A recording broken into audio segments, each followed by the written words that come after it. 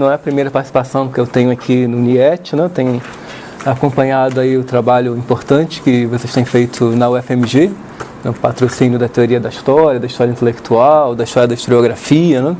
É certamente um dos grupos de referência hoje no Brasil sobre esses temas, né? Já tem um histórico aí de trabalhos bem maduros produzidos.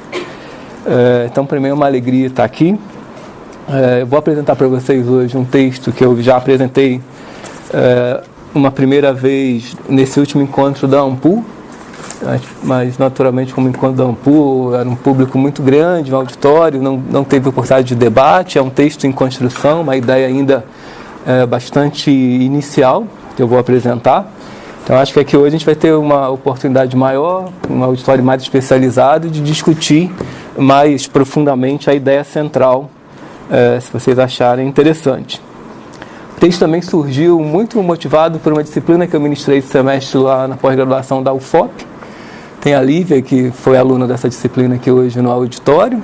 O Valderez também foi aluno dessa disciplina. E foi um pouco a resposta que eu pude dar, junto com essa encomenda que a AMPU tinha feito, para os problemas da historiografia contemporânea nesse semestre, digamos assim, né? Que a conjuntura é tão móvel que os resultados são sempre muito provisórios. Mas o que eu vou tentar desenvolver, e eu sei também que terá, de algum modo, um outro interesse para o grupo, a ideia de curadoria, né? Como ela pode ser aplicada à crise historiográfica atual.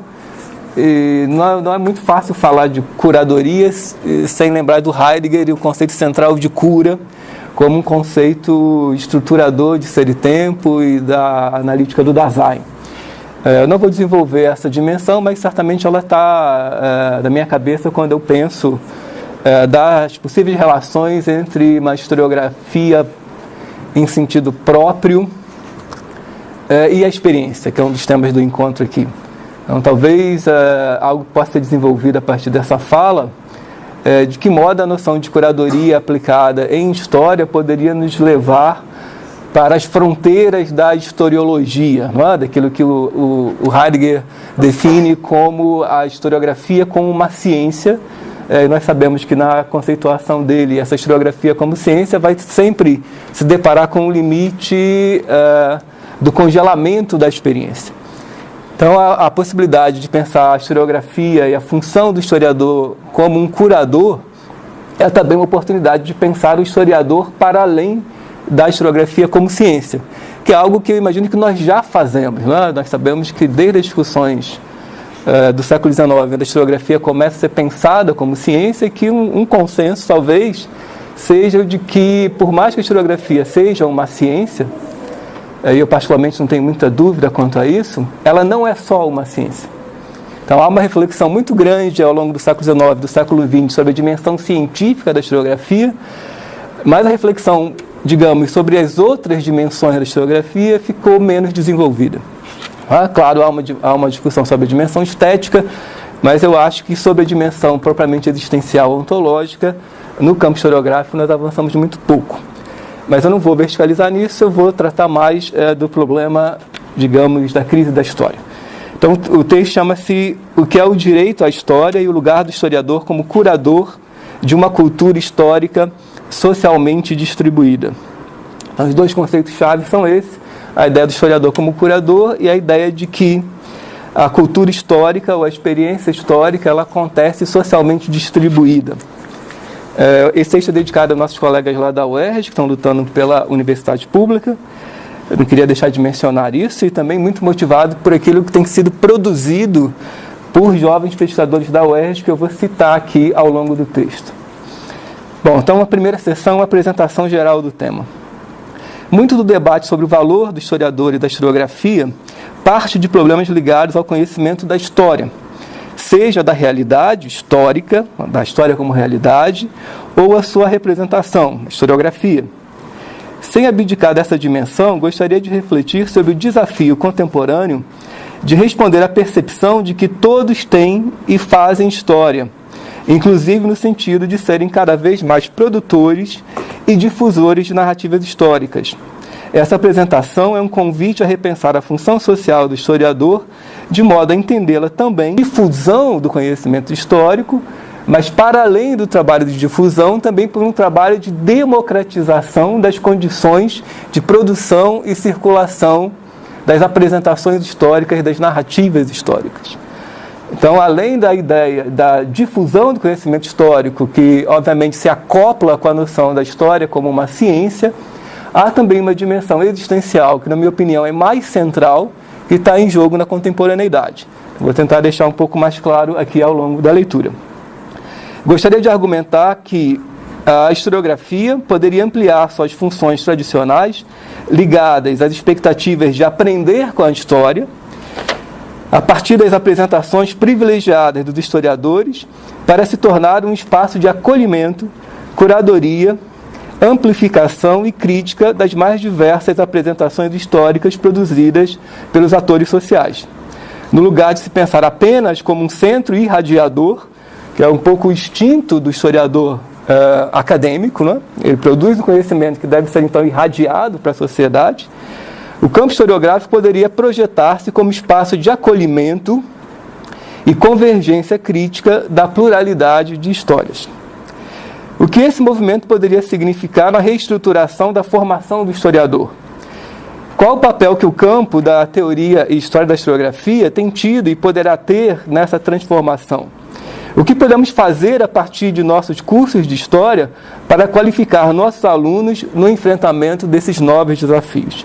São algumas questões que esse texto não responde, mas que pelo menos tenta colocar. Então, a segunda seção é uma certa avaliação da conjuntura atual.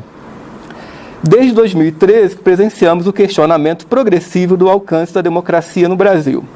Foram para as ruas contingente muito diverso de sujeitos sociais insatisfeitos com a representação política e o papel do Estado brasileiro em seus diferentes níveis.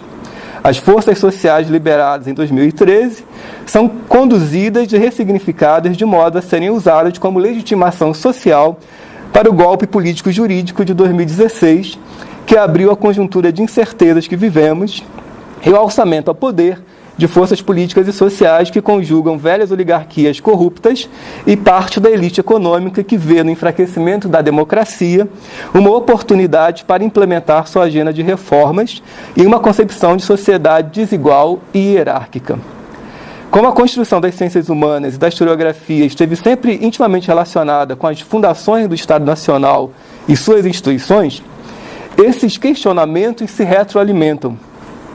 De todas as direções do espectro político e ideológico emergem questionamentos e desafios às humanidades. Bem antes de 2013, reforçado pela crise econômica de 2008,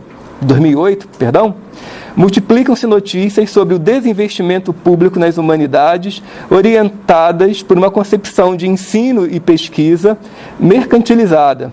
E desde o Brexit e da última eleição norte-americana, o questionamento agressivo das funções de mediação da universidade e das ciências humanas, em particular, tornando-se uma espécie de slogan na disputa política.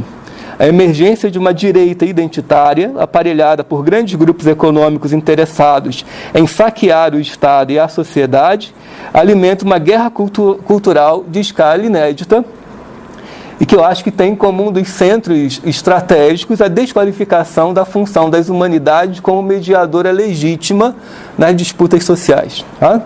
Acho que a Escola Sem Partido é o exemplo mais pontual de como essa agenda tem sido sistematicamente perseguida.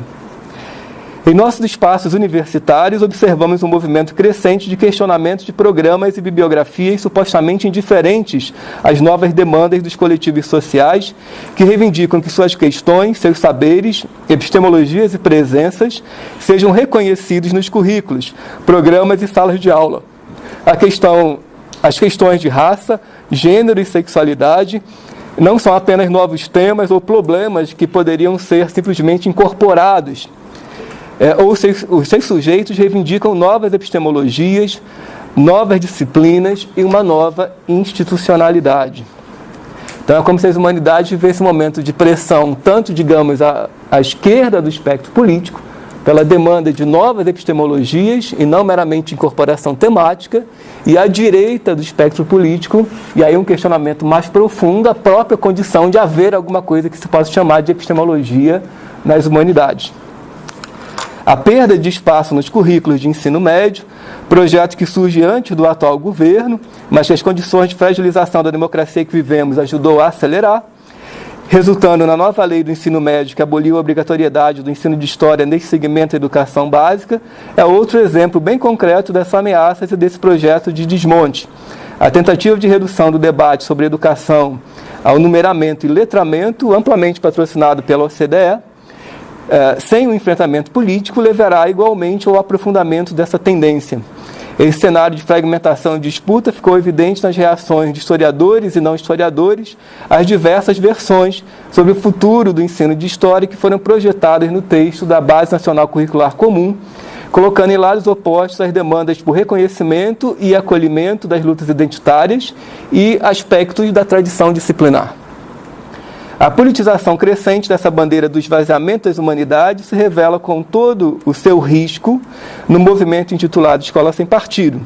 Seu objetivo é nada menos do que dissolver qualquer vestígio de autonomia das humanidades, mas certamente é a historiografia em sua dimensão da docência o alvo preferencial dessas iniciativas. Como destacou o Marco Napolitano no artigo em periódico agora em 2017, para a direita identitária, as humanidades são um aparelho doutrinador de esquerda e, para a direita liberal, representariam um gasto inútil de desempenho duvidoso. Nas redes sociais, o historiador ficou mais exposto, assim como os demais especialistas. Agora, ele precisa negociar sua autoridade em espaços que não são aqueles academicamente controlados. No Facebook, Twitter, YouTube e blogs, o historiador fala, ao mesmo tempo, como cidadão, especialista e panfletário, como uma espécie de militante partidário, sem os protocolos e códigos internos que o discurso disciplinar produziu para diferenciar e autorizar o discurso historiográfico. O cidadão comum, por sua vez, mais do que nunca tem acesso aos meios de difusão da comunicação. O comentário e outras seções de opinião adquirem uma força, ao mesmo tempo, pessoal e massiva. Sem mencionar a captura e distorção dessas novas formas de comportamento por grupos políticos e empresariais, seja pela renovada fórmula da propaganda, seja pelo uso de robôs capazes de induzir comportamentos. Outro elemento desafiador nessa conjuntura é a política de segredo que organiza a economia dos algoritmos e códigos das grandes empresas que controlam e moldam essa nova realidade social, né? O social eletronicamente mediado. Do ponto de vista da produção científica, apesar da reversão recente provocada pelo corte de verbas e pelo retrocesso de expectativas aberto pelas leis que ampliavam o orçamento para a ciência e educação, as avaliações em geral são positivas, né, sobre a ampliação do conhecimento acadêmico. O modelo de pesquisa na historiografia e nas humanidades adaptou-se à lógica avaliativa construída ao longo das últimas décadas. A quantidade e qualidade da produção científica, o número de programas de pós-graduação, de periódicos especializados e pesquisadores tem crescido solidamente e se desconcentrado regionalmente. Mas mesmo aqui não tem faltado sinais de certo esgotamento do modelo, seja pelo risco de produtivismo, e aqui eu não me refiro ao produtivismo como excesso de produção, mas como uma produção cuja principal função é a própria produção. Uma produção cujo objetivo é reforçar os números dos programas de pós-graduação ou apenas dar conta de um ethos publicador, de um ethos de, para ser um pesquisador bem-sucedido, você precisa produzir muito, pouco importando o impacto e o significado dessa produção. E não exatamente por uma ideia de que produzimos demais, ou poderíamos produzir mais. Seja é uma consequência um pouco desse fenômeno, o insulamento dessa produção, cujos impactos sociais são atualmente rediscutidos. Nada parece ter revelado mais a complexidade desse problema do que as batalhas de memória em torno do significado da ditadura civil-militar. Essa percepção tem levado a esforços variados na busca de novas formas de mediação entre a historiografia acadêmica e seus públicos, seja no ensino de história ou nos debates da história pública. No meio dessa conjuntura de retrocessos dos valores e estruturas da democracia, a luta pela regulamentação da profissão do historiador abriu um saudável debate acerca da necessidade de repensarmos os currículos e os modelos de cursos de graduação em História que temos hoje no Brasil. O cenário atual não parece apontar movimentos de superfície, mas um novo status quo. Portanto, é urgente entender como podemos não apenas nos adaptar a esse novo status, mas trabalhar para extrair dessa nova situação suas potencialidades emancipadoras. Como podemos defender e ampliar nossa democracia? Como refundar o pacto entre historiografia e democratização que tem marcado nossa história moderna, mesmo sem ignorarmos as ambivalências e retrocessos nessa relação. Na sessão seguinte, tentaremos fazer um breve balanço de algumas respostas a essas questões que pesquisadores brasileiros do campo da teoria e da história da historiografia têm oferecido. Nossa intenção não será, naturalmente, esgotar as contribuições recentes, mas indicar, pelo menos, alguns caminhos que têm sido trilhados. E aí é um gesto ético, de algum modo, me concentrar na contribuição de pesquisadores brasileiros. Óbvio, esse debate tem uma dimensão internacional, mas eu acho que é cada vez mais importante, até pela dimensão que a nossa historiografia tomou, que a gente use essas oportunidades para o enfrentamento crítico da produção local, né? Sem nenhum nativismo, mas tentando corrigir um certo hábito colonial que nós temos de achar que discutir teoria é divulgar autores estrangeiros. Eu acho que nós já temos plena condição de superar esse gesto, infelizmente, ainda muito repetido. Nas últimas 2 décadas, o campo da teoria e história da historiografia se consolidou como um espaço dinâmico e articulado de debate no Brasil. Vimos surgir eventos regulares e especializados, com destaque para o Seminário Brasileiro de História da Historiografia, que no próximo ano, 2018, estará em sua 10ª edição. Revistas dedicadas a esses recortes, como a História da Historiografia, a Revista de Teoria de História da UFG, a Revista Expedições, dentre muito outras, dão destaque especializado a esse campo de investigação.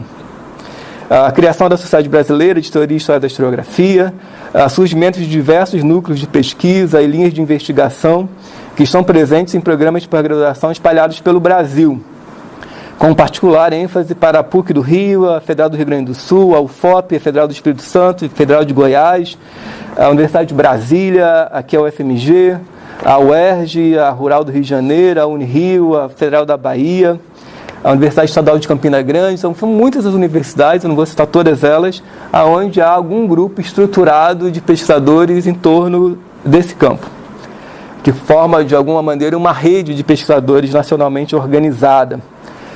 Fóruns de debates regulares são organizados e movimentam uma cena dinâmica, sem falar em iniciativas como o Observatório da História, recentemente lançado por pesquisadores da Unifesp, que busca ser um espaço interinstitucional de pesquisa da cultura histórica. Há também uma iniciativa importante lá na Federal do Rio Grande do Sul, que é um encontro regular chamado História Indisciplinada, que tem como foco uma reflexão sobre a situação contemporânea da disciplina, né? Um objetivo muito parecido também com o Observatório da História. Em artigo publicado em o meu ponto é, havendo um campo já tão bem estruturado de pesquisadores nessa área, a pergunta natural é como esses pesquisadores de um campo como a teoria e a história da historiografia estão respondendo e estão pensando nessa crise atual. Eu acho que era natural imaginar que essas pessoas, pela situação de ofício, deveriam estar respondendo a isso e estão.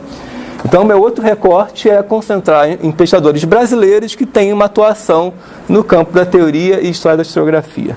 E eu vou começar por um artigo um pouco mais antigo, mas que já tematizava esse problema, mas a partir de uma outra perspectiva. Em artigo publicado em 2009, Raquel Gleiser e Sara Albieri, que são 2 professoras da USP, analisavam os impactos sobre a historiografia do que à época elas chamavam obras de fronteira, ou quase histórias, são categorias que elas produziram nesse artigo. Referiam-se à grande expansão no mercado editorial brasileiro de biografias e outras obras voltadas para a demanda crescente de material com conteúdo histórico. Enfatizavam que, eu cito, Nos anos 1990, ao serem lançados os primeiros volumes das edições que denominamos de fronteiriças, a comunidade se manifestou de forma contrária a tais produtos com certo estardalhaço. Fecho citação. O debate concentra-se em um esforço de estabilizar, o debate das duas historiadoras, estabilizar as fronteiras entre o que seria o histórico, entendido como disciplinar, e o quase histórico, distinção que reconhecem, entretanto, o público em geral ignoraria. Já apontavam que as transformações epistemológicas do final do século XX já apontavam essas transformações como uma das causas dessa crescente indiferenciação. Eu cito: a fragmentação das identidades individuais faz com que o passado assuma a característica de ser objeto de busca de algo mitificado como homogêneo, como contraponto do momento vivido ou como curiosidade pela diferença e exotismo, mas deva, por outro, estar inserido no mercado de consumo e lazer cultural. Tais processos teriam levado à fragmentação e ao que parecia ser um campo homogêneo. A história-ciência cedeu espaço a campos historiográficos diversos, cada qual com seus objetos, fontes, metodologia, conceitual analítico, resultados e formas de apresentação. As autoras concluem afirmando a necessidade de qualquer campo científico traçar fronteiras entre as práticas de divulgação e mesmo da falsa ciência, embora admitem que essa distinção é mais possível no enfrentamento de casos concretos do que a partir de uma definição teórica fechada.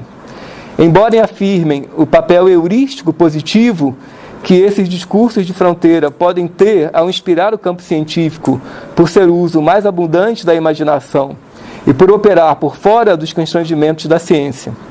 Mas uma de suas afirmações parece ter adquirido contornos mais dramáticos desde então. Eu cito: contudo, há um razoável consenso quanto a todas as especialidades acadêmicas serem produtoras de conhecimento confiável, incluindo as humanidades. E, nesse sentido, as falsas representações dos pseudo-historiadores seriam de natureza muito semelhante àquelas dos alquimistas ou criacionistas. Fim da citação. E aí eu digo, hoje esse consenso, ou seja, qual o consenso? De que as humanidades são capazes de produzir um conhecimento confiável, parece mais ameaçado quando os governos desafiam o discurso da ciência e da autoridade em geral, colocando em risco o pacto frágil entre Estado democrático e produção de conhecimento.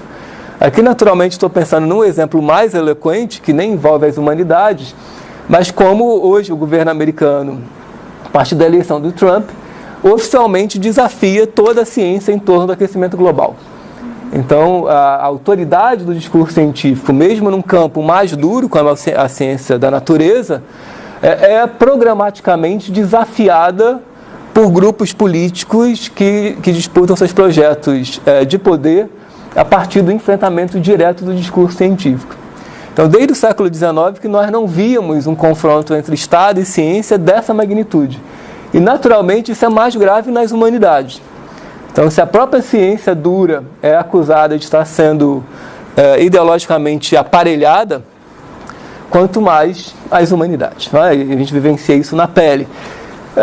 Tudo isso não é apenas a descrição de fatos pitorescos, mas é para a gente perceber que há uma disjunção estruturante num acoplamento que foi fundamental na construção da solução moderna, que é a ideia de um Estado nacional democrático e uma ciência autônoma. Essa, digamos, divisão de tarefas que está sendo minada na situação contemporânea, e não só por ação política, mas também por transformações na própria circulação do conhecimento. É óbvio que a expansão das mídias sociais, isso já tem sido amplamente estudado, é um vetor estruturante na dissolução das autoridades constituídas, na autoridade do discurso do historiador, do discurso científico. Né? A gente vê isso todo dia, para quem está no Facebook sabe como é difícil ser historiador ou exercer alguma autoridade nas redes sociais, porque de imediato a multiplicidade de comentários dissolve a afirmação. E não importa muito se quem comenta é um historiador, não é um historiador, tem um interesse político, é um robô a serviço de alguém, não é? Talvez o comentário nem seja produzido por um ser humano, mas esses comentários, essa multiplicação de comentários produz uma espécie de terceira ou quarta onda de crise da representação. Eu não vou desenvolver o tema aqui, mas obviamente o auditório entende bem como isso produz uma crise da representação. Esse artigo publicado em 2013 na revista História da Historiografia, em artigo de 2013, então eu parto desse artigo da Sara e da Raquel de 2009, que eu acho que é um artigo de fronteira, porque até ali se discutia muito essa emergência da multiplicidade de relatos históricos, né, da construção de um mercado para a história, né, discutiu isso a partir da situação francesa, da moda da história. E era ainda algo ambivalente, então o historiador poderia surfar meio impunemente nessa onda da moda da história, seria positivo para a historiografia, por mais que já houvesse alguma desconfiança dessa moda pela história. O artigo da Sara já aponta problemas mais estruturais, embora a resposta que elas dão é uma resposta importante e bastante contemporânea, vamos então reforçar as fronteiras. É possível se inspirar nessa historiografia leiga, mas é preciso reforçar as fronteiras, é preciso reforçar a autoridade do historiador. Acho que essa resposta, naturalmente, ela continua sendo importante, mas eu acho que a gente pode também buscar outras ações, outras formas de responder ao problema, porque nós sabemos que essa ideia de reforçar as fronteiras não é tão simples na conjuntura contemporânea. Né, dessa nova crise da representação, dessa nova crise das múltiplas apresentações. E aí eu acho que, a partir daí, a partir de 2009, vai ficando cada vez mais claro para os pesquisadores brasileiros o núcleo do problema. E óbvio que 2013 é o marco, né, porque aí nós temos uma guinada de clima histórico profunda. Em 2013, já o Jurandir Malherba deslocava o problema das relações entre história acadêmica e a história leiga para o campo da public history, né, que é um campo específico de debate, no contexto do debate acerca do projeto da regulamentação da profissão do historiador. Então, em 2013, o tema para o debate é ainda regulamentar a profissão do historiador. Após um relevante balanço do debate internacional, aponta, então, que desde o final dos anos 90, nos Estados Unidos, a public history encontra-se institucionalizada dentro das universidades. Em 96, o Conselho Nacional para a História Pública já rolava mais de 50 programas de pós-graduação, voltados, em geral, para cursos principais em História e Administração Pública, com habilitações em área como História Oral, Administração de Arquivos, Planejamento Urbano e História Ambiental. Isso aqui é uma citação do Jurandir. Ele segue, então, demonstrando como, por diferentes formas, esse novo campo de atuação do historiador vai se desenvolvendo em países como a Austrália e a Grã-Bretanha. Fica evidente o aspecto central da produção de história como entretenimento, controlado por grandes grupos empresariais de mídia, e nessa configuração, então, a atuação do historiador não é distinta daquela de outros profissionais da indústria, como o autor resume de modo lapidar, entre aspas. Hoje o passado significa negócios, e não menos importante, poder. Passando pela análise de franquias, e aí eu insisto em chamar essas figuras como franquias, né? Como Eduardo Bueno, Laurentino Gomes e Leandro Narlock, Jurandir Malherba demonstra como esse segmento do mercado editorial e do entretenimento tem no confronto caricato com a historiografia acadêmica uma de suas marcas de definição, na manipulação e amplificação de preconceitos e valores antidemocráticos, além de ignorarem as conquistas cognitivas da historiografia desde o século XIX. O artigo conclui com um amplo chamamento aos historiadores acadêmicos para entrarem na disputa e na crítica dessa chamada história pública. Embora já aqui apareçam algumas referências acerca da conjuntura política, em especial o processo de eliminação da disciplina nos currículos a partir de iniciativa dos estados e alguns municípios, não há ainda a conexão que hoje parece bastante evidente entre essa história pública, entre aspas, e o seu aparelhamento direto por grupos políticos, cuja agenda passa pelo enfraquecimento dos valores democráticos e a promoção da ignorância e do preconceito. Eu acho que esse é um outro ponto importante. Não se trata de uma historiografia que promova valores liberais. Não é isso. Essas iniciativas promovem, na verdade, o preconceito. Não é uma historiografia ideologicamente liberal. Sempre houve uma historiografia liberal. Esse novo movimento, esse novo aparelhamento, e o Narlock é o principal exemplo dessa produção textual, é simplesmente manipulação discursiva a serviço de projetos de poder os mais toscos possíveis.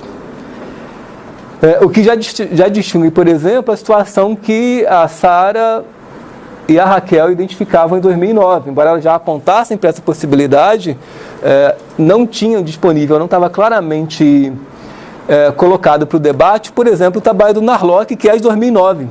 No primeiro volume, A História Politicamente Incorreta do Brasil, é lançado em 2009. E de lá para cá, nós sabemos como a obra do Narlock se transformou no centro de toda uma mobilização ideológica em defesa da ignorância e do preconceito. Analisando questões semelhantes, Marcelo Abreu e Marcelo Rangel, nossos colegas lá da UFOP, em artigo ainda mais recente, 2015, publicado na História e Cultura, analisam as modalidades de respostas quando o ensino de história é desafiado pelas tensões do mundo contemporâneo.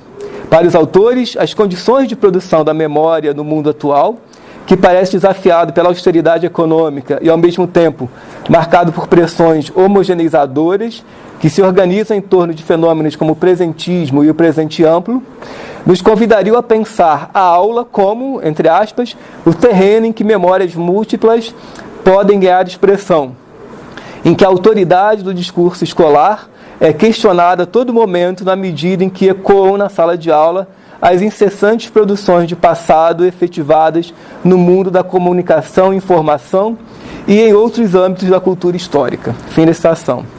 Para competir com essas fontes, o discurso histórico escolar seria preciso, segundo os autores, entre aspas, fazer das aulas um exercício de sensibilidade histórica ao lado dos investimentos já consolidados da razão histórica.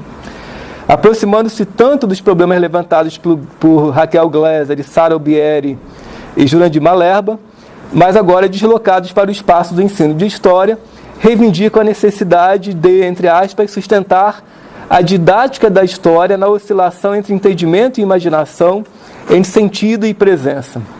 O caminho para uma resposta eficaz estaria no equilíbrio entre as demandas disciplinares por consciência histórica e cognição e as demandas contemporâneas por presença e performance participativa. Então, acho que aqui tem um problema teórico mais de fundo que passa um pouco pelo problema da doutrinação. A discussão de se o ensino da história é doutrinador ou se não é, hoje mobiliza muito o debate público e é um debate bastante espinhoso, né? Eu vejo alguns colegas quase que defenderem a necessidade do historiador se engajar e produzir um discurso doutrinador.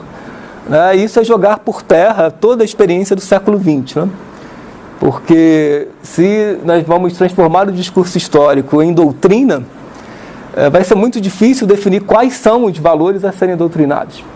E nós estaremos já autorizando a todos os grupos em disputas a doutrinarem os seus próprios valores. Então, novamente, por isso que o tema desse evento é muito importante, é preciso recolocar o problema da experiência histórica, de um ensino e de um trato da história como enriquecimento de experiência no centro da discussão sobre historiografia e não simplesmente, embora isso seja importante, a ideia difusionista de conhecimentos. Porque o que o difusionismo acaba produzindo é a ideia de que todos os grupos em disputa na sociedade podem difundir o conhecimento que eles produzem. Não é? E isso certamente não vai ajudar na construção de uma sociedade que busca a emancipação, porque naturalmente os grupos com maior poder, os grupos que querem promover o status quo, terão sempre melhores condições de difundir o seu conhecimento produzido do que os grupos que querem transformar. Então, o conhecimento transformador tem um desafio maior do que o difusionismo. Por isso que ele tem que ser crítico, né? Por isso que ele tem que ser enriquecedor da experiência, por isso que ele tem que ser mobilizador em outros níveis. Em outra dimensão desse debate, a história e a memória da ditadura civil-militar tornou-se um espaço privilegiado para a observação dos fenômenos da democratização da história e seus desafios para o historiador. Matheus Pereira, em artigo publicado em 2015 aqui na Varia História, observa dois movimentos contraditórios nesse campo. Por um lado, o aumento na negação e do revisionismo em relação ao nosso último período autoritário, e por outro, são palavras do Matheus, o desenvolvimento do que ele chama de inscrição frágil da memória da ditadura, motivados pelos trabalhos da Comissão Nacional da Verdade. Afirma, ao estudar as discussões dos fóruns de editores de verbetes da Wikipédia, que tratam de assuntos ligados à nossa experiência ditatorial, que as batalhas de memória acerca do significado da ditadura civil-militar foram e estão sendo cotidianamente travadas e que muitos de seus elementos que pareciam latentes emergiram nos últimos anos, produzindo novos lances em diferentes constelações. Pereira procura responder à pergunta de como a memória autoritária, fundada em gestos negacionistas e revisionistas, consegue sobreviver aos esforços historiográficos de crítica e estabelecimento factual. Conclui que, eu cito, ao contrário do que parece defender Riquet, em A Memória, a História e o Esquecimento, conhecer a factualidade do que ocorreu anteriormente por meio da lembrança talvez não tenha nenhum resultado terapêutico, pelo menos ligado à cura, à reconciliação ou à pacificação. Fim da citação. Sendo assim, o papel da historiografia não se encerraria no estabelecimento de uma verdade factual, mas passaria pela compreensão dos modos de funcionamento dessas complexas comunidades de memória em rede. A crítica histórico-factual, por si só, não seria capaz de refutar o discurso revisionista negacionista, colocando-se para o historiador os desafios de compreender, mediar e qualificar, desqualificar os movimentos táticos e estratégicos dessas comunidades de memória em conflito, além do imperativo ético de se colocar ao lado da luta por reparação e justiça. Essa fala do Matheus é importante porque uma outra reação muito comum na comunidade historiadora é achar que um reforço das condições de estabelecimento da verdade factual seria suficiente para desqualificar o discurso ideológico mobilizado pelos grupos em disputa. Todas as experiências que nós estudamos ao longo da história moderna mostram que não, que apenas o estabelecimento factual não é capaz de desfazer discursos ideológicos. A ideologia, assim como qualquer ponto de vista teórico, produz seus próprios fatos. Não é o estabelecimento puro de uma factualidade que desmonta esse discurso. É preciso compreender as fontes desse discurso, preciso fazer uma análise desse discurso, entender por onde ele se alimenta, e não apenas fazer algo que para o historiador é muito confortável dizer, não, basta eu continuar fazendo o meu trabalho, basta eu continuar fazendo melhor e mais intensamente aquilo que eu já faço, que as coisas vão se resolver. Não vão se resolver. Não que nós não devamos continuar a fazer, né? O estabelecimento factual é fundamental, mas não vai resolver todos os problemas e nem os problemas mais fundamentais que nós temos no nosso debate público hoje. Em artigo ainda inédito intitulado "O professor universitário de História é um professor?", reflexões sobre a docência de teoria e metodologia da história e historiografia no ensino superior, Mara Rodrigues e Benito Smith, da Federal do Rio Grande do Sul, partem de um diagnóstico semelhante aos que já temos tratado para se perguntar o quanto a área de teoria e história da historiografia tem avançado em pensar as transformações recentes em termos didáticos. Destaco a importância de ações político-acadêmicas que visam trazer à licenciatura a função social do historiador como professor da educação básica para o centro do debate. Citam diretamente a criação do PIBID pelo CNPq e os mestrados profissionais voltados para o ensino em âmbito da CAPES, em particular o Prof. História. E eu acrescentaria também o fato da área de teoria e história da historiografia cada vez mais se dedicar aos problemas do ensino de história. Tá? Eu acho que isso tem sido um fenômeno muito importante da conjuntura mais recente.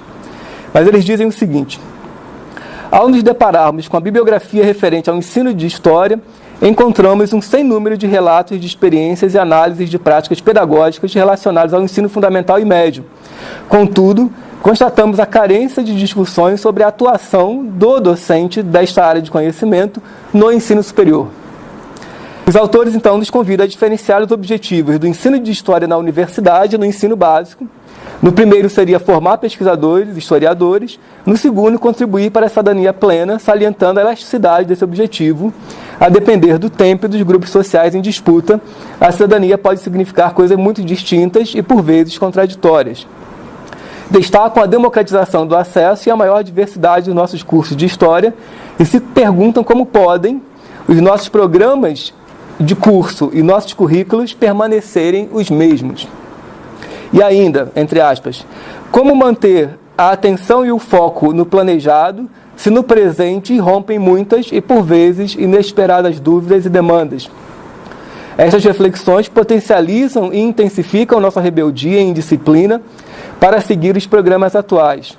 Como podemos manter nossa lista de leituras e estratégias de ensino sem modificações, se quando as elaboramos, as pensamos, mesmo que inconscientemente, para um grupo de características genéricas, seriam leitores e ouvintes universais, conformados a partir de um modelo branco, masculino, de classe média, com um repertório de leituras e viagens relativamente comum e homogêneas. O que o texto tenta fazer é manter o foco nessas duas demandas que aparentemente seriam contraditórias. Há uma demanda pseudo-identitária à direita, e questiona o significado das humanidades mais profundamente, que no limite diz que aquilo que as humanidades faz é um problema da casa, né? A criança poderia, e o jovem poderia ser educado nos seus valores apenas no interior da casa, e uma demanda identitária mais à esquerda, que exige que o Estado e a ciência organizada assumam um papel civilizador, assumam um papel emancipador. Então, por mais que a gente possa dizer que ambos os lados colocam demandas identitárias, o desafio que eles colocam são distintos.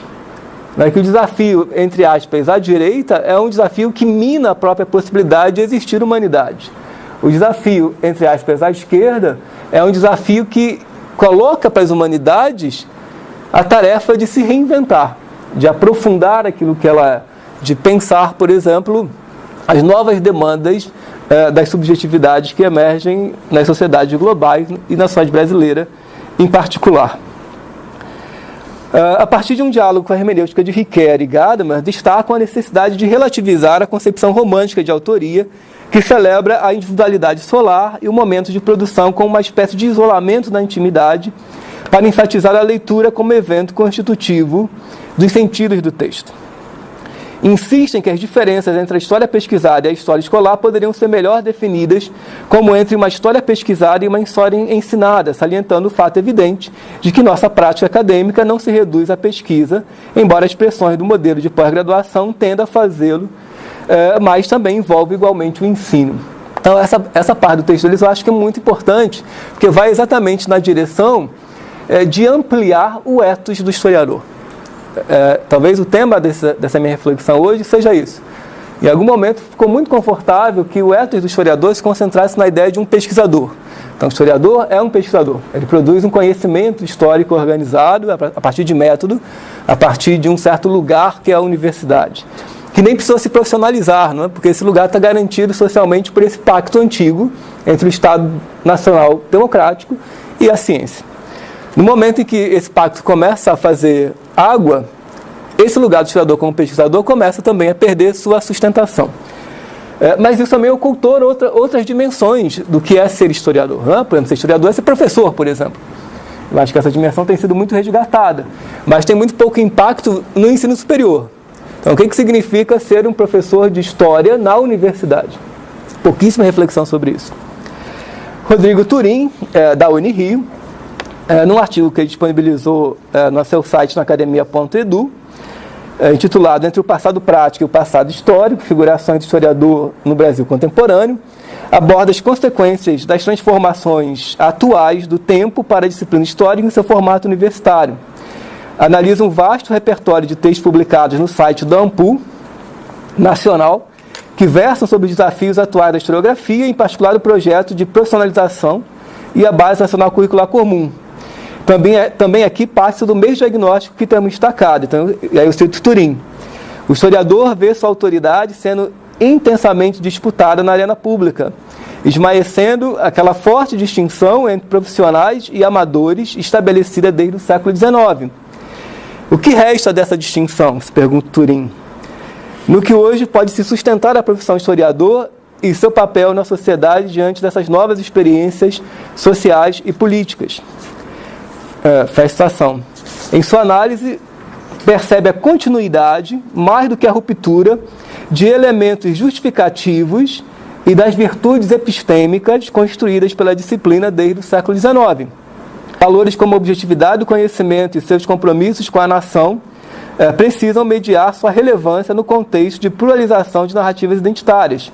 Em suas palavras, a historiografia estaria entre aspas, um passado histórico ou disciplinar, aí ele está usando as categorias do Hayden-White, cujas razões práticas vinculam-se às próprias condições de sobrevivência e reprodução da disciplina e do historiador no sistema universitário escolar, e um passado prático constituído pelas pressões de um cenário marcado pela difusão e ampliação dos meios de representação do passado e pela globalização das memórias sociais e nacionais.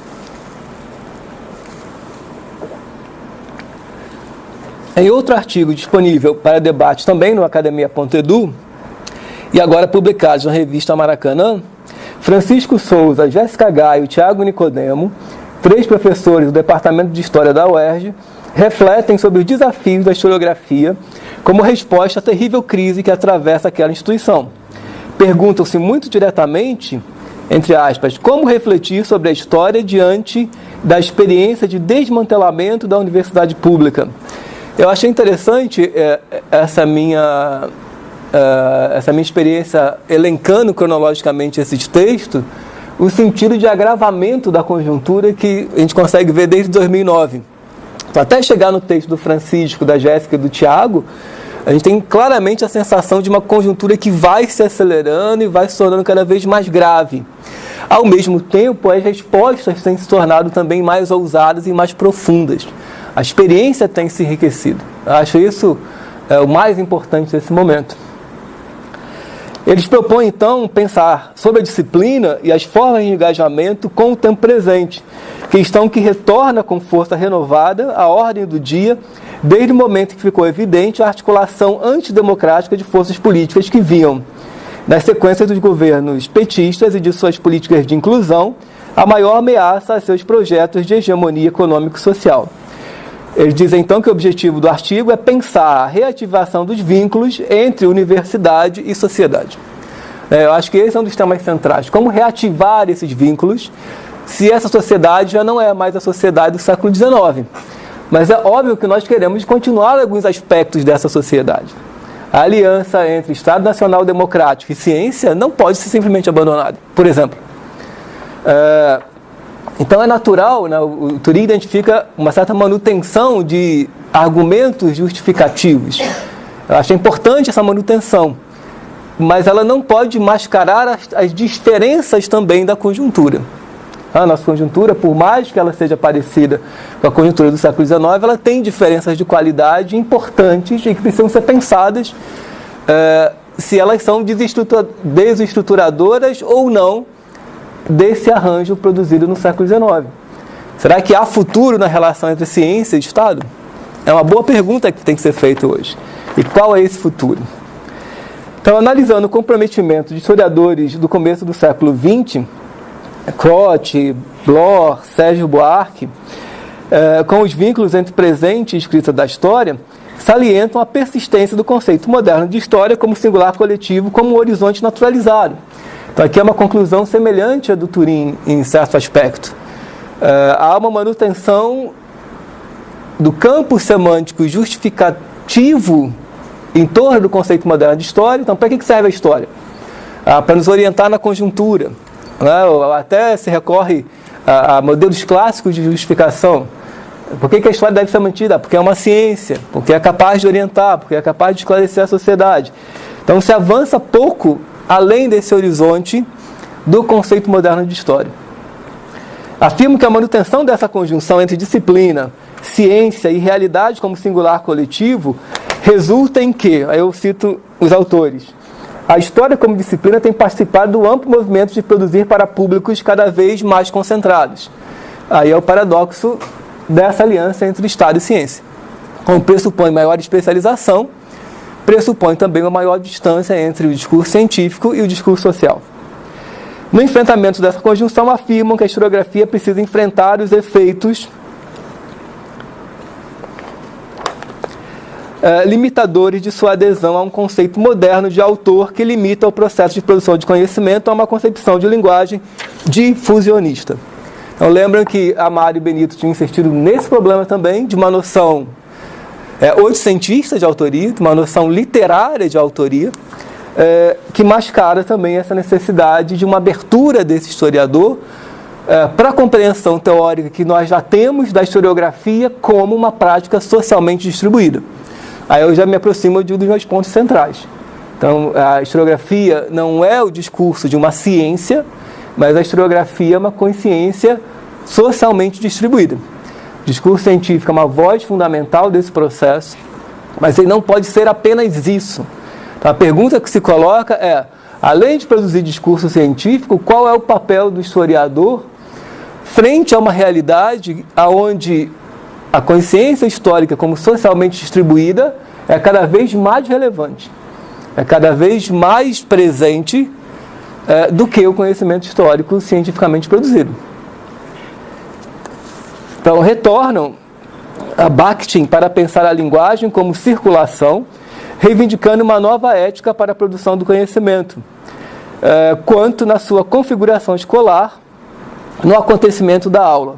Assim, colocam a seguinte pergunta: não é evidente hoje, por exemplo, se produzimos como arquipélagos ou se seremos capazes de produzir conjuntamente. Eu faço uma referência breve ainda, que ainda tem que ser desenvolvida, a um artigo muito importante do Jurandir Malherbe de 2017. Aí seria, digamos, o meu último artigo dentro desse balanço, onde o Jurandir volta ao tema da história pública, mas aí refletindo de maneira mais decisiva sobre os impactos da internet e da web 2.0. Do modo, eu não teria espaço aqui para tratar de muitos outros trabalhos de colegas do campo, que são igualmente relevantes. Talvez isso seja desenvolvido mais adiante, mas só queria citar, acho que é importante, das contribuições do Henrique Estrada, somente na discussão do BNCC, do Fernando Nicolazzi, que tem tido um papel importante aí nessa disputa com escola sem partido, e também de colegas como, obviamente, o Estevão Martins, lá do NB, o Sérgio da Mata, o Arthur Assis e o Arthur Ávila.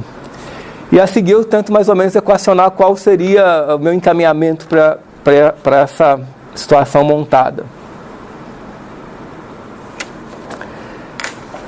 Parece-me que a ênfase hoje dada no debate é uma explosão da demanda por história e de novas formas de representação tende a exagerar o seu aspecto recente, pois desde o século XIX, pelo menos, que a história disciplinar teve de disputar e conviver com inúmeras formas de história. Uma tarefa atual da história da historiografia tem sido repensar essa relação que foi silenciada como parte da estratégia discursiva da disciplina. No século XIX, a escolarização do ensino de história universal e nacional foi um passo ousado e importante naquela conjuntura em que a democratização da história, a ampliação de seu valor social, político e cultural, fez emergir novos sujeitos e cenários de disputa. Os regimes de autonomia dos discursos histórico disciplinar e escolar constituíram-se em competição aberta com o discurso histórico-literário. Para mencionar apenas 3 discursos históricos que a gente tem claramente constituídos no 19. Tem um discurso literário, é o romance que produz história, a partir de uma perspectiva literária, o discurso escolar, que a partir de 1850 está claramente estabelecido, e um discurso propriamente histórico-disciplinar. Com um regime que ainda chama de um regime compilatório ou popular, que se espalhava pela imprensa periódica em expansão e pelo negócio do livro. Obviamente, esse regime compilatório tem muito a ver com a historiografia que Eduardo Bueno e o Narlock fazem hoje. Não envolve pesquisa direta, mas envolve algum tipo de uso da historiografia cientificamente disponível e, naturalmente, um abuso dessa historiografia. Portanto, não podemos exagerar o ineditismo da situação contemporânea com o risco de opor nosso estado atual a um passado nostálgico cuja existência não resistiria a uma análise mais rigorosa. O aspecto positivo dessa constatação é que podemos olhar para o passado da disciplina em busca de algumas respostas. Inúmeras pesquisas em andamento têm revelado uma rica historiografia popular no século XIX que disputava e negociava fronteiras com a disciplina. Nomes como Justiniano José da Rocha, Francisco Solano Constâncio, Abreu Lima, João Francisco Lisboa, Joaquim Felício dos Santos, Melo Moraes, entre outros, têm se destacado nessas novas pesquisas. Estes autores produziram no século XIX uma historiografia voltada para o livro impresso ou mesmo para as folhas periódicas, com o duplo objetivo de intervir na vida prático-política e atender a um desejo crescente por história. Do mesmo modo, não podemos absolutizar a oposição à historiografia disciplinar e outras formas de discurso no esquema binário prático versus científico, como tem sido difundido a partir da recepção das reflexões mais recentes de Hayden White acerca dos passados práticos. Se deixarmos o campo das definições típico-ideais para o da história da historiografia, veremos facilmente que nem o mais cientificista projeto historiográfico esteve desprovido de dimensões e objetivos práticos, éticos e políticos. A história do século XIX só pôde tornar-se uma ciência no momento em que conseguiu convencer a sociedade e o Estado das vantagens práticas evidentes do conhecimento que poderia produzir, em particular em sua pretensão de orientar na conjuntura, amplificar novas identidades políticas e mediar conflitos nas relações internacionais. Esse processo de delimitação de fronteiras entre o prático e o científico não foi linear e nem carente de ambivalências, mas construído por meio de disputas e polêmicas que podem, devem e estão sendo reconstruídas. O cenário atual se destaca não tanto pela centralidade da noção de público como audiência, que eu acho que tem sido uma ênfase mais fraca, eu acho, mas pela reivindicação de uma cidadania que quer ser pensada como polo ativo na produção de uma historiografia socialmente distribuída, ou seja, da democratização das condições de escrita e apresentação de histórias, aqui entendida como intervenções sobre a historicidade que extrapolam os regimes discursivos estabelecidos ao longo do processo de modernização. Esse fenômeno não pode ser visto apenas como ameaça à historiografia profissional, mas como uma reação compensatória que não tem sido suficientemente respondida no interior do campo historiográfico. Eu vou tentar deixar um pouco mais claro aqui adiante. Em artigo publicado no número 44 da revista Anos 90, procurei caracterizar o que chamo de regime de autonomia avaliativo, fruto do modelo de pós-graduação implantado e monitorado pela CAPES desde meados dos anos 70. Sem ignorar os avanços que este regime discursivo tem permitido, dois aspectos precisam ser apontados. Primeiro, a exterioridade dos modelos científicos e de avaliação construídos a partir de uma elite administrativa fortalecida nas agências. E de outro, a baixa comunicação e legitimidade social do conhecimento academicamente produzido neste contexto. A legitimação pelo desempenho, para retomar, e o Danilo está aqui, vai saber a importância disso, para retomar a reflexão clássica de Lyotard, de 79, surge como efeito e, ao mesmo tempo, aprofunda a crise de legitimação da ciência. Portanto, a cena atual não poderá ser respondida apenas pelo esforço da lógica da produção de conhecimento científico especializado, embora essa lógica precise ser, no caso das humanidades, defendida frente às forças destrutivas que se levantam contra a disciplina. A legitimação pelo desempenho, celebrado no modelo de avaliação das agências, especial da CAPES, é não apenas uma força domesticadora das humanidades, mas tem igualmente aprofundado sua crise de legitimação. E aqui quem fez a disciplina esse semestre sabe que a gente fez um discurso pelo livro do Lyotard de 79, onde vários elementos estruturais da crise que a gente vive hoje estava claramente antecipado, né? Principalmente a crise da noção de autoridade nas ciências em geral, mas principalmente na historiografia, e a necessidade de uma razão não solar, né? De um multicentrismo, que é, na verdade, talvez o grande desafio ainda das humanidades hoje. Uma das direções da resposta passa necessariamente pelo aprofundamento crítico do modelo disciplinar, seja pelo enfrentamento das armadilhas da política de desempenho e do modelo avaliativo, que ampliam a pesquisa, reduzindo seu auditório e impacto. Uma das respostas para a ideia de que a resposta para a crise é aprofundar a dimensão científica da história e acoplar essa dimensão científica a um aparato de divulgação, um pouco seguindo o modelo das ciências duras. Então você tem a física, que naturalmente o físico não vai deixar de fazer uma pesquisa altamente especializada, mas você tem uma estrutura de divulgação científica que trabalha basicamente com a agenda de comunicar esses resultados da pesquisa física e de garantir uma legitimidade dessas pesquisas junto a quem paga por essas pesquisas, que seria a sociedade. É claro que para a historiografia esse modelo é importante, mas diferentemente talvez da física, a sociedade não produz física. Esse conhecimento difundido pela física não vai se contrapor necessariamente por uma física socialmente distribuída. Agora, a sociedade contemporânea produz história. E cada vez que quer produzir mais, o movimento negro, o movimento LGBT, as pessoas individualmente, através das redes sociais, do Facebook. Então, apostar que nós vamos conseguir domesticar essa história produzida socialmente a partir da divulgação científica apenas é uma aposta que me parece ser fraca, embora necessária. Por isso que a resposta não pode, embora passe pela divulgação científica, a gente deve apostar nisso, mas não passa apenas por isso. É preciso ter um enfrentamento crítico maior da função social do historiador, que não pode ser, eu repito, se limitar a de um cientista no laboratório. O historiador não pode ser apenas um cientista no laboratório e entregar a tarefa da divulgação desse conhecimento para um mediador outro, digamos assim.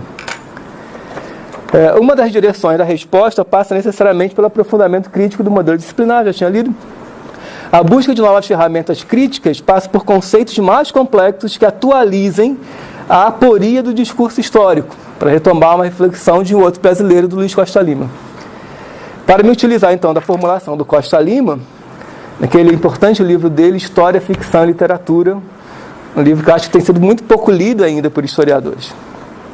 Para este autor, uma das condições definidoras da escrita da história está na reivindicação de alguma autoridade na busca da verdade do que aconteceu.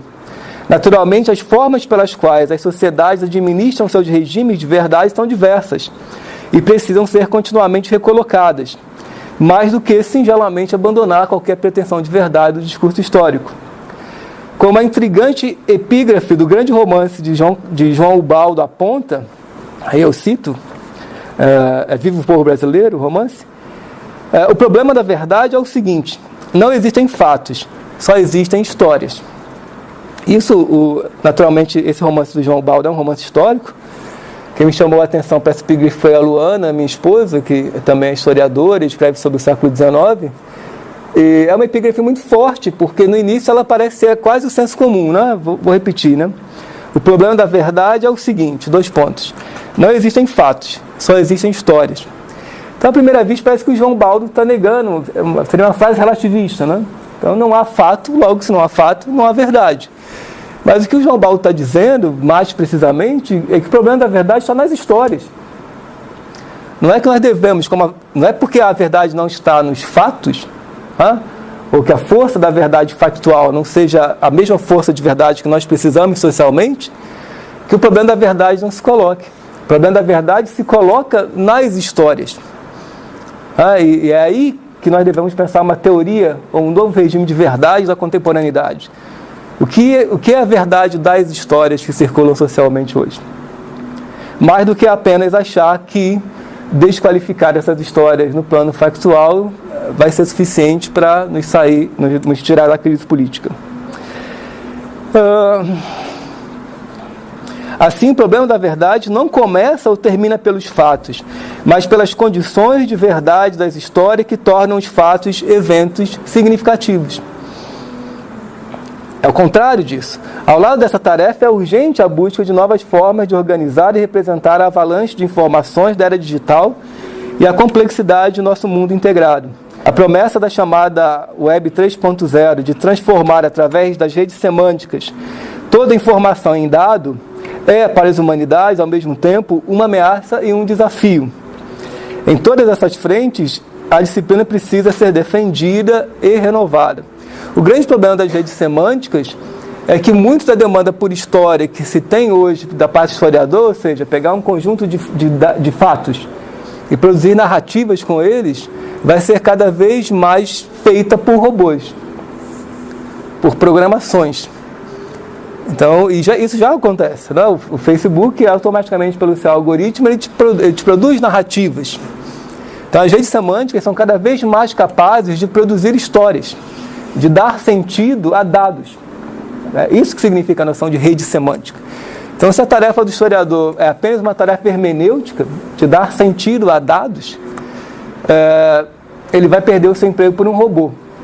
E, em alguma medida, ele já está perdendo seu espaço para robôs. Então, é preciso tornar as hermenêuticas mais complexas e avançar para dimensões não meramente hermenêuticas. Um ponto que não, por acaso, um autor como Gumbrich tem insistido muito, e, obviamente, isso está na reflexão heideggeriana sobre a história. Essa nova onda democratizante e esse desejo renovado por histórias precisa ser respondido em diversas frentes que articulem um conceito mais amplo de direito à história. Então, direito à história não é apenas aquilo que a Ampul, de maneira muito correta, divulgou. Aprender história é um direito. Porque quando a gente diz aprender história é um direito, você consagra já a dimensão difusionista. Alguém está na situação de aprender. A questão fundamental é que a história é um direito. E não apenas de ser aprendido, mas de ser produzido, né? E socialmente distribuído. Quando digo direito à história, me refiro ao acesso às condições plenas de desenvolvimento e experiência de nossa condição humana, e não uma espécie de difusão de versões simplificadas de caráter pragmático a serviço de projetos de estados, nações, especialistas ou mercados. Eu cito aqui uma outra passagem. A afirmação da disciplina passou sempre pela consciência da dificuldade em negociar constantemente suas fronteiras frente às múltiplas pressões. Afirmar que a historiografia foi apenas uma ferramenta dessas forças é ignorar o que ela tem de mais fundamental: a capacidade de alargar nossa experiência e conhecimento da história, de voltar-se contra si mesma, mesmo que buscando fora de suas fronteiras os recursos para fazê-lo. Pois a ideia de autonomia disciplinar não é alheia à porosidade de suas fronteiras, muito antes a exige. Então, a noção de autonomia, de qualquer aspecto, não significa um isolamento, né? Eu vejo que há muitas reações ao debate em torno da ideia de autonomia por uma compreensão simplificada da noção de autonomia. Qualquer autonomia significa que aquele sistema que se quer autônomo, que é autônomo, conseguiu estabelecer um diálogo com o seu meio. Ele possui porosidades, né? Ele possui uma fronteira, mas essa fronteira é necessariamente porosa, e é por ser porosa que essa fronteira permite que esse sistema exista. Então não há contradição entre a ideia de autonomia e a ideia da necessidade de circulação desses sistemas. Portanto, há importantes diferenças na natureza do trabalho do historiador quando definimos sua tarefa como a de garantir o direito à história e, por outro lado, afirmar que saber história é um direito. A disciplina produz um conhecimento controlado e é natural que espere que a sociedade possa ter livre e amplo acesso a esse produto. Por outro lado, isso não deve nos impedir de reconhecer que o saber histórico sempre teve outras fontes, em última instância, pelo simples fato de, em existindo, o ser humano constantemente produzir interpretações sobre sua situação. Produzir historiografias depende da constante interpretação da situação histórica. É impossível separar completamente esses dois polos. O mundo moderno tem constantemente democratizado o acesso às condições para a escrita e representação da história. A representação especializada do historiador, que desde o século XIX procurou garantir seu valor privilegiado, enfrenta hoje novos e renovados desafios. Mas não devemos ver esses desafios nem como convite irrecusável para o desfazimento das diferenças entre o conhecimento histórico disciplinar e aquele produzido fora da disciplina em diferentes âmbitos, nem como um fenômeno marginal que possa ser simplesmente ignorado. A democratização das condições de produção de representações históricas é um fenômeno complexo e ambivalente, inseparável do processo de modernização em geral, que pode tanto apontar para a banalização e congelamento da experiência da história, quanto para o seu alargamento. Acho que é essa ambivalência que tem que ser mantida, porque ao mesmo tempo que nós temos o Narlock produzindo propaganda, é difícil até qualificar, não é? De maneira que seja precisa, mas produzindo propaganda, ponto, e chamando de história, quanto os movimentos sociais produzindo uma história altamente relevante, produzindo uma história que tem enriquecido a nossa experiência social, que tem forçado a historiografia a responder novas demandas de fora para dentro, uma coisa que a gente sabe que a disciplina resiste a fazer. Qualquer um que entra numa sala de aula hoje e encontra lá negros, indígenas, LGBTQ, as novas subjetividades, sabe como essa pressão ela vem muito mais do chão da sala de aula do que sendo difundida, não é? Sabe como é positiva essa ambivalência, como é positiva e importante essa historiografia feita pela sociedade, não é? E socialmente distribuída, feita coletivamente. E eu sei que é polêmico até chamar isso de historiografia, mas eu insisto que é historiografia. Não é historiografia disciplinar, mas é historiografia. Mas é ambivalente. A gente não pode simplesmente achá-la que ela vai ser emancipadora ou não, pela sua própria natureza de produção. Então, acho que isso é o elemento positivo da conjuntura. O historiador sempre teve e pode continuar a ter um papel central nessa luta pelo direito à história. Então, a luta pelo direito à história não passa por gestos individuais e voluntários, mas pela disputa institucional e política, como foi aquela que permitiu a criação de arquivos, universidades e profissões que garantissem as condições mínimas para a produção do conhecimento historiográfico moderno. Então, Marcelo Abreu e o Matheus e o Guilherme Bianchi, que é um aluno nosso de doutorado na UFOP, estão desenvolvendo uma ideia de democratização da história que procura ver um pouco mais a longo prazo como a democratização, a gente poderia até ir pelo Koselleck, né? A democratização é um dos fatores estruturais da modernidade. Então, assim como os conceitos se democratizam na modernidade, a história também se democratiza. Isso de maneira muito concreta.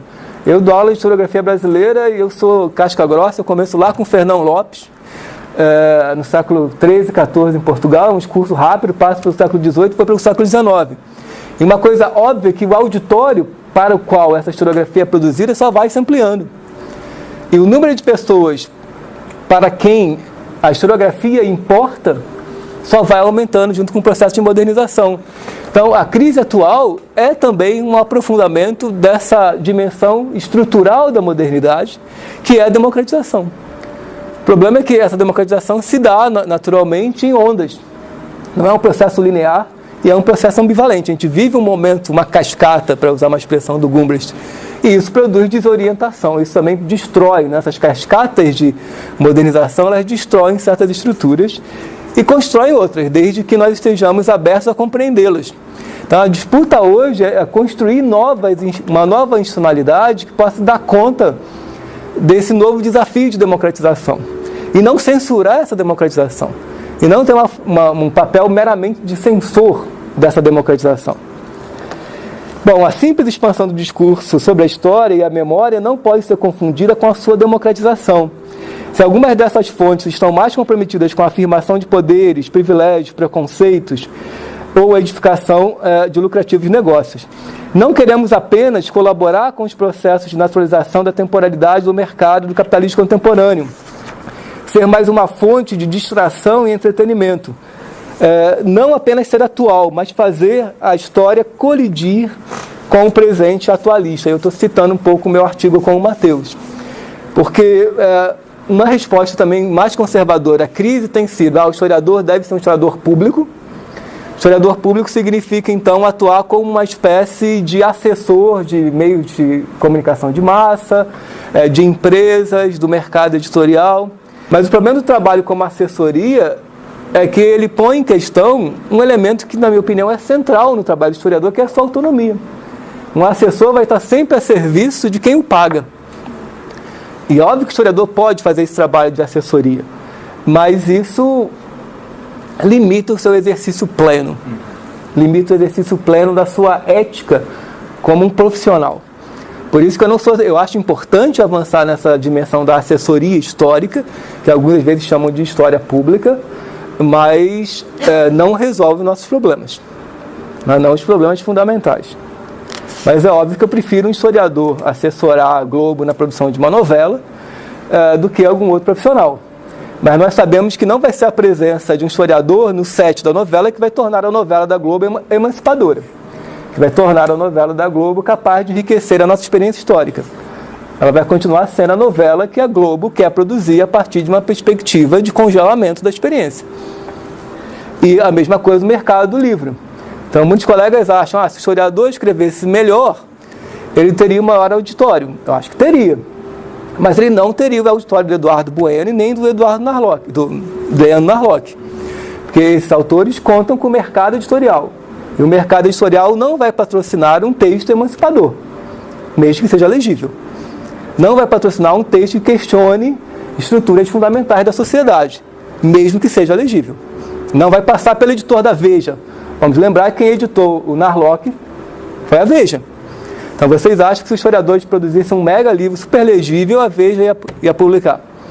Certamente que não. Mas isso tudo aponta o lado ruim da crise, que são respostas espontaneístas e de baixa qualidade teórica. Então afirmar que o problema se resolve com o historiador escrevendo melhor não tem qualidade teórica alguma, né? Isso não nos ajuda no debate, embora é sempre relevante apontar que o historiador precise ampliar o seu auditório, que passa por uma reflexão sobre a escrita. Mas essa reflexão não significa escrever um texto facinho de ler, não é isso? Assim como hoje o ensino de história não pode ser resumido à ideia de uma transposição de um saber disciplinar para o espaço escolar, também a relação com a demanda e produção social de história não será atendida apenas pelas práticas de divulgação científica. Então, a mesma crítica que nós fazemos à ideia de que o ensino de história na escola não é a transposição didática da pesquisa histórica, acho que a gente tem um certo consenso em relação a isso. A história ensinada tem a sua autonomia, tem a sua dimensão própria de experiência e produção. Também essa de relação com a sociedade não vai ser de transposição. A solução para o nosso diálogo com a sociedade não é a transposição do conhecimento científico para o dentista, para o médico, para a pessoa que está na ponta. Não é transposição, é outra coisa. Embora elas sejam fundamentais, mas deve partir, do reconhecimento dos diversos sujeitos e suas produções locais e epistemologias. A tal da paralogia do Lyotard. Surgindo daí, eu estou até com medo de falar do Lyotard aqui com o Danilo presente. Surgindo daí mais a imagem de uma circulação do que de uma difusão para auditórios cada vez mais amplos. Nesse circuito, talvez o historiador possa desenvolver uma nova e distinta função social, aparecendo como curador de histórias. No capítulo Memória Coletiva como afirmação da coletânea Patrimônio e Mídia Social, de 2012, Neil Zimmerman e Margaret Purser assim resumem o problema a partir das perspectivas das políticas de patrimônio, mas acho que pode ser acoplado aos nossos problemas na historiografia. Segundo eles, trata-se, e aqui eu estou traduzindo, o livro está em inglês, capacitar comunidades contemporâneas a digitalmente reproduzir ambientes históricos, narrativas coletivas e visualizações geográficas que aglutinem essas perspectivas individuais em formas e processos de lembrança. Fim da citação. Os autores salientam que nesses atos de curadoria, o elemento central é o processo ativado, mais do que simplesmente o produto final.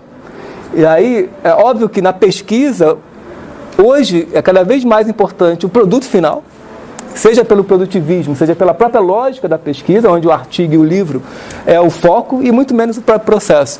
Então, nas práticas de curadoria, o mais importante é o processo que você ativa socialmente do que aquilo que você produz.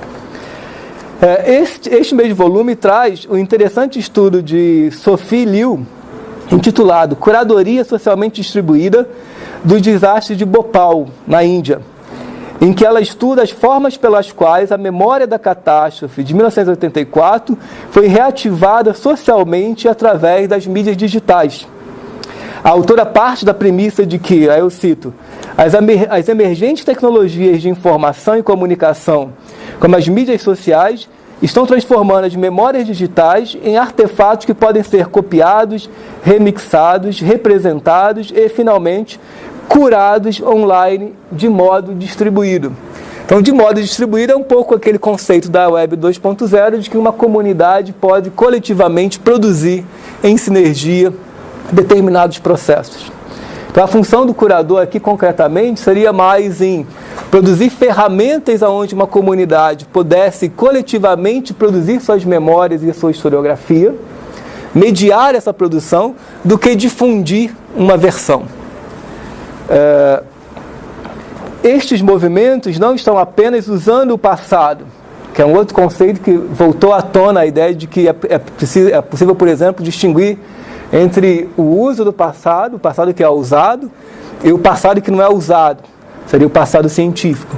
Nós sabemos que as tentativas de dar solidez teórica a essa distinção são infames, para dizer o mínimo, né?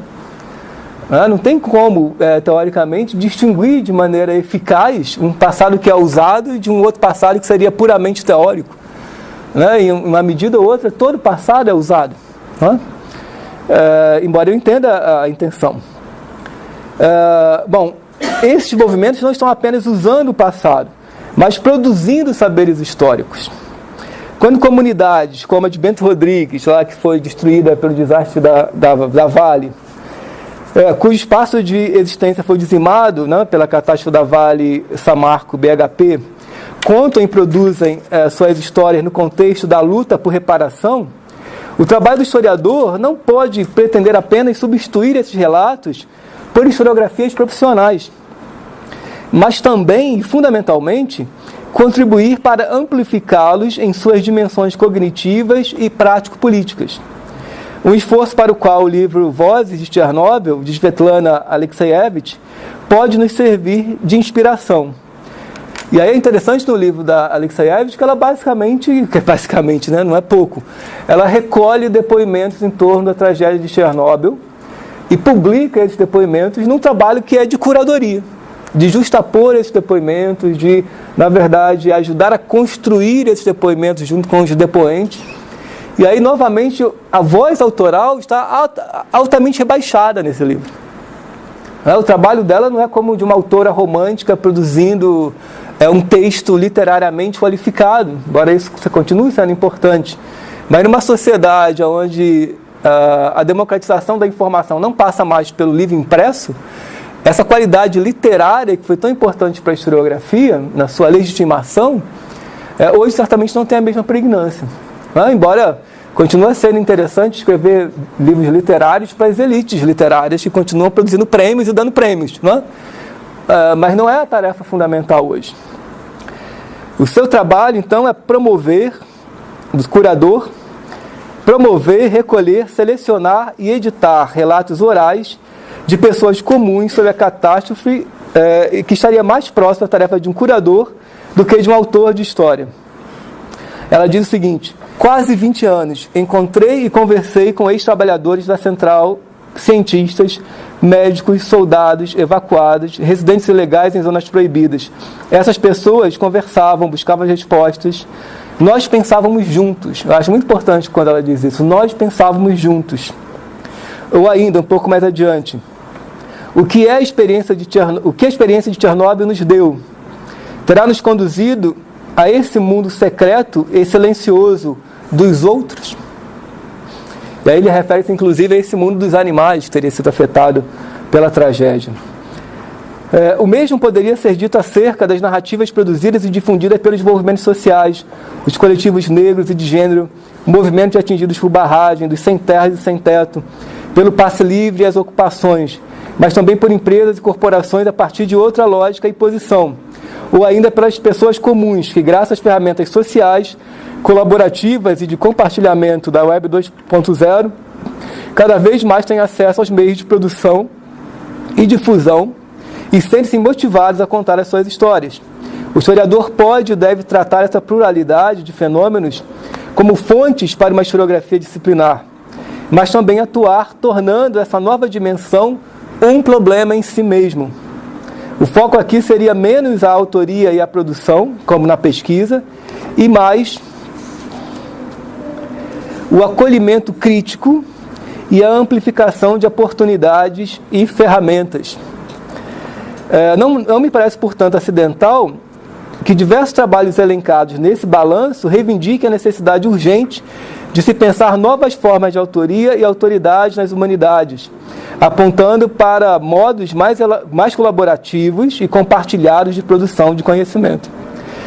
Não deixa de ser promissor o fato de que muitos dos artigos citados aqui são em coautoria, o que pode ser um bom sinal da superação da lógica romântica do autor com sua definição metafísica de subjetividade, que se acopla à lógica liberal do trabalho intelectual como equivalente à propriedade individual e privada. Por isso, eu acho que, no limite, o problema que a gente está falando é que precisamos construir um outro regime de autonomia, que passe por uma outra concepção de ciência, que passe por uma outra concepção de autor, que passe por uma outra concepção do que deve ser a historiografia, naturalmente mantendo aquilo que é importante do legado desse regime romântico de historiografia, para sintetizar. Mesmo porque esse regime já acabou. Um pesquisador hoje no Brasil que produz seus artiguinhos financiados pela CAPES não tem nada a ver com os grandes historiadores que eram ativos talvez ainda até os anos 50 e 60, que produziam livros de fato para as elites dominantes, não é? Casagrande Senzala e Reis do Brasil foram produzidos para quem dirigia o Estado. Eles eram, o regime de trabalho desses autores, como Sérgio Buarque e Gilberto Freire, era completamente distinto do nosso. Eles não dependiam de um empreguinho público e nem precisavam produzir para ser avaliado a partir de uma lógica... a palavra que o Lyotard usa? Por uma lógica de desempenho. Então, o nosso regime contemporâneo já não tem nada a ver com aquilo que nós ainda queremos nos espelhar. Todo mundo quer ser um novo Sérgio Buarque de Holanda. Mas todos nós seremos só mais um historiador a produzir artigos que vão ser lidos por 10 ou 20 pessoas. Então, isso não está bom, gente. Isso não está legal. Né? E a crise é bom porque nos coloca de maneira mais crua frente a essa realidade.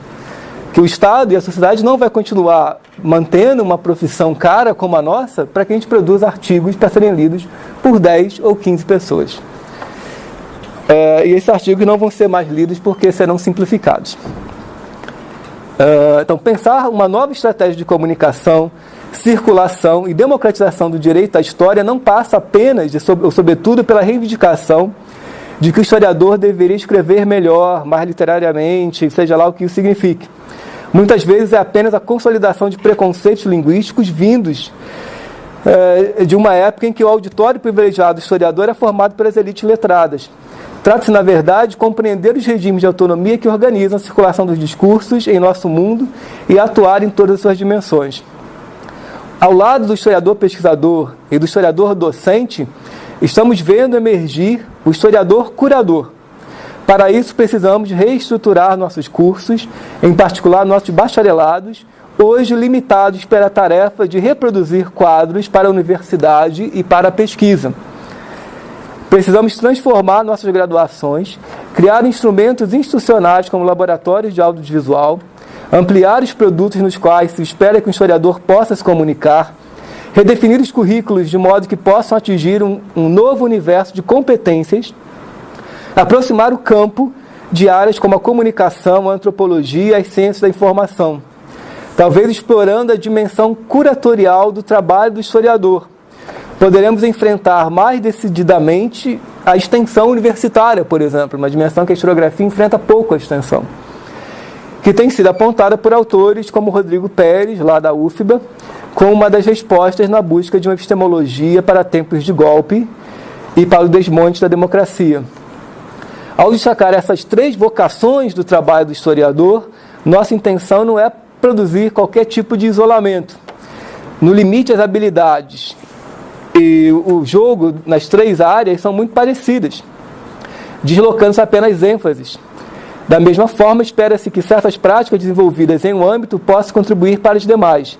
Tanto a sala de aula do ensino básico quanto a pesquisa podem se beneficiar por conceitos como produção distribuída e espaços comunitários de cooperação e aprendizado, duas práticas que o historiador norte-americano Charles Upchurch nos convida a mobilizar nas salas de aula do ensino superior, cada vez mais complexificadas pelas demandas identitárias.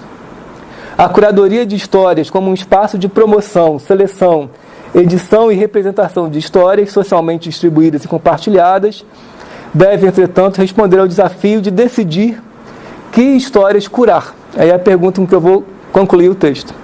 Afinal de contas, e essa pergunta foi muito feita enquanto eu estava escrevendo esse texto, que eu mandei a ideia original para vários colegas, e a pergunta que vários fizeram é isso. Então tá, mas a gente vai curar a história que o Narlock produz?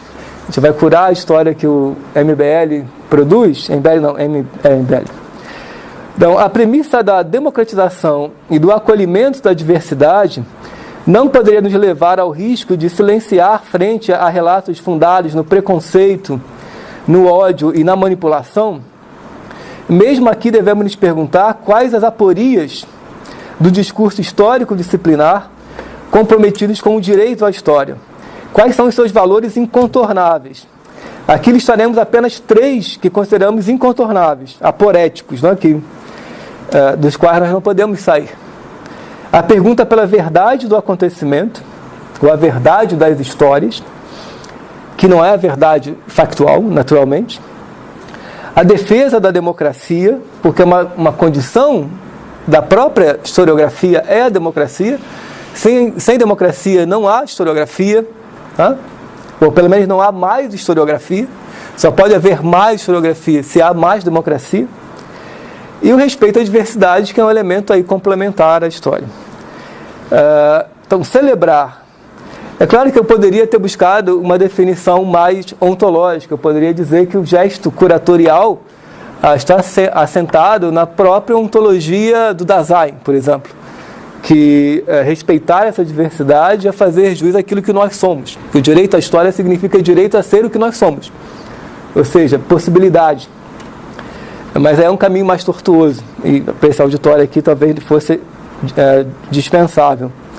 Celebrar e amplificar a diversidade que celebre a diversidade, que saiba se alimentar do outro ao mesmo tempo em que o edifica, e condenar a diversidade autorreferida, que para se afirmar precisa reduzir o outro a si mesmo, que objetifica o outro, né? Certamente que não poderemos contar com uma prescrição teórica que nos garanta uma fórmula para guiar nossas decisões concretas. Mas como historiadores sabemos que a sabedoria prática, phronesis, a que vem da experiência, é capaz de nos guiar nas decisões, ao mesmo tempo que nos mantém aberto à sua contínua retificação. Essa decisão de que história curar ou não depende da sabedoria prática do historiador. Né? Depende da sabedoria prática desse profissional em sentido amplo, que tem um certo ethos e que precisa se formar. Você tem uma formação que garanta a ele conhecimento fonético. Ao mesmo tempo, a atuação curatorial é uma fonte desse conhecimento prático. Retirar o historiador do espaço isolado da pesquisa e recolocá-lo na circulação social é uma forma de ampliar o conhecimento prático desse historiador. A democracia e a verdade são valores aporéticos e condição para a universalização do direito à história, que deve orientar o historiador em sua função social de curador de histórias. Isso nos permitiria desqualificar qualquer discurso histórico que tenha como pressuposto a negação desses valores. A curadoria de histórias em sua dimensão crítica certamente envolve o enfrentamento dos relatos de ódio e preconceito. A função de curador aponta nessa direção, não apenas ou sobretudo pelo silenciamento dessas que eu chamo de anti-histórias, né? Eu acho que uma história do preconceito, uma história que edifica o preconceito, não é uma história, é uma anti-história, mas por sua desestabilização. Muitas vezes, o deixar falar em um ambiente de diálogo paritário pode contribuir para desestabilizar essas narrativas. Isso para não dizer dos procedimentos críticos que precisam ser reforçados, mas que sozinhos não resolvem a equação. A curadoria em história deve igualmente contribuir para a construção de políticas públicas que sejam eficazes na defesa do direito à história, protegendo a sociedade de usos espúrios e da privatização e mercantilização desses valores, certamente mais ameaçados do que nunca, quando a Web 3.0 promete tornar toda a informação no limite todo real, em um imenso banco de dados organizado por redes semânticas cujas lógicas estruturadoras estarão a serviço dos interesses que promovem essas redes, e não da sociedade, naturalmente. No debate acerca do movimento Escola Sem Partido, há uma tendência de reforçarmos o papel quase doutrinal do ensino de história, mesmo com as boas intenções de sempre. Esse gesto é bastante arriscado por diversos motivos, a começar por alimentar a própria agenda supostamente antidoutrinária dessas propostas.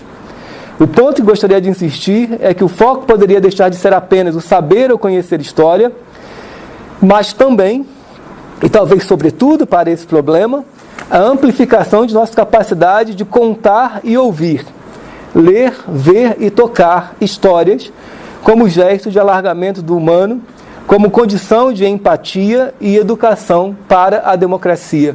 Então, de algum modo, romper com o conceito romântico de empatia e produzir uma forma de empatia que reconheça a luta por reconhecimento, que reconheça que a busca por reconhecimento hoje não é uma busca hermenêutica, é uma busca por reconhecimento de presenças. O que as pessoas negras querem na nossa sociedade é que a sua presença seja reconhecida e não apenas incorporada como mais um relato, entre outros. Gostaria de concluir a minha fala recordando as palavras do nosso colega Temístocles César em artigo de balanço sobre os impactos do giro linguístico na historiografia brasileira, considerado por ele uma brecha, já cito o Temístocles e já finalizo, uma brecha, um gap no sentido que lhe atribui Hannah Arendt, ou seja, um estranho entremeio no tempo histórico, onde se toma consciência de um intervalo no tempo inteiramente determinado por coisas que não são mais e por coisas que não são ainda. Frente a esses momentos de crise, nos caberia, aí eu finalizo de fato com uma frase do Foucault, tentar nos reaproximar do clima histórico marcado pela instabilidade que ao mesmo tempo assusta e incita. Ou ainda, nas palavras de Foucault, as ciências humanas estarão em perigo enquanto forem perigosas. Enfim, não nos interessa uma ciência humana que não seja perigosa. Então é isso mesmo, sempre foi assim, sempre será. Então, no lugar de ficarmos melancólicos, acho que o momento atual é de tomada de consciência e de alimentar as energias para esse enfrentamento que sempre foi vida normal nas ciências humanas, né? É isso, gente. Obrigado.